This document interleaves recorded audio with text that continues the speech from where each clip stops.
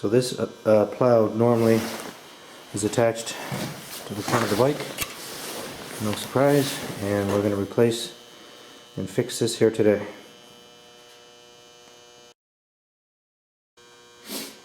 First step is to cut the winch cable.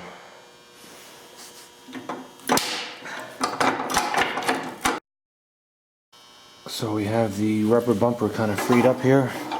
Just going to slide that on there, and that's where it's going to go.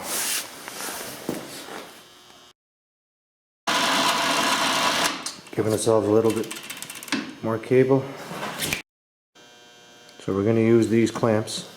One's probably good enough, but we'll probably try to stick two of them on there just to make it a little bit better.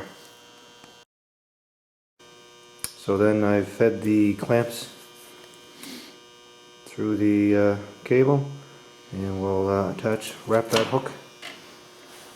Yeah, put that hook on there. Basically feed the hook through, and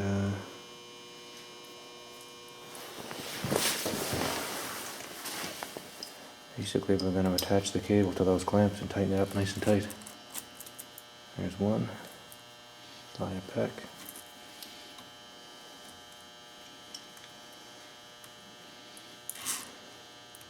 And number two. Oh, my light's not very good here. I'm in the light.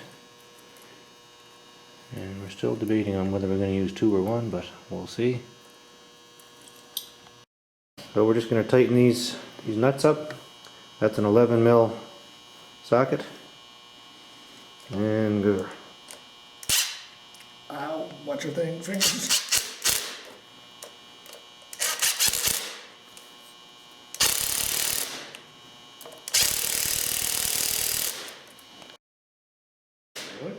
Yep.